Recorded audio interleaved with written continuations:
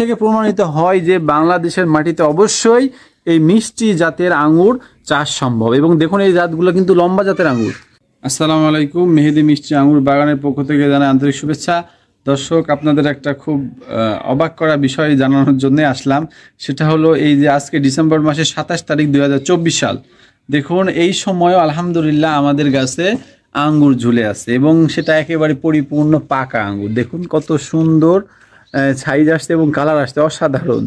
মানে এটা বলার জন্য এবং অবগত করার জন্য যে আসলে এই সময়েও এই ডিসেম্বর মাসে আঙ্গুরের যেখানে পাতা পড়ে যাওয়ার কথা, একেবারে মরার মতো হয়ে যাওয়ার কথা, সেইখানেও গাছে আঙ্গুর ধরে আছে। এ থেকে প্রমাণিত হয় যে বাংলাদেশের মাটিতে অবশ্যই এই মিষ্টি জাতের আঙ্গুর চাষ সম্ভব। এবং দেখুন এই জাতগুলো কিন্তু লম্বা জাতের আঙ্গুর, এগুলো কোনো গোল আঙ্গুর না, এগুলো লম্বা জাতের বিদেশি জাতের, একেবারে পরিপূর্ণ মিষ্টি জাতের আঙ্গুর। আমাদের পূর্বের ভিডিওতে আপনারা দেখছেন সেই একই জাতের আঙ্গুর, এটা হলো বাইকুনুর, ধরে আছে।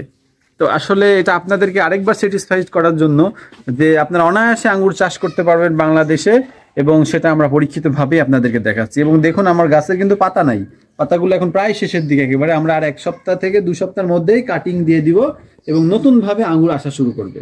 অর্থাৎ সারা বছর আঙ্গুর গাছে আঙ্গুর রাখা সম্ভব। এটা সঠিক নিয়ম পদ্ধতি ফলো করলে আপনি সারা বছর আপনার গাছ থেকে আঙ্গুর খেতে পারবেন। সেটা আপনাদেরকে আমরা প্র্যাকটিক্যালি দেখাই দিলাম। তো আসলে এই বিষয়টা নিয়ে বলার জন্য আসছি আপনাদের সামনে।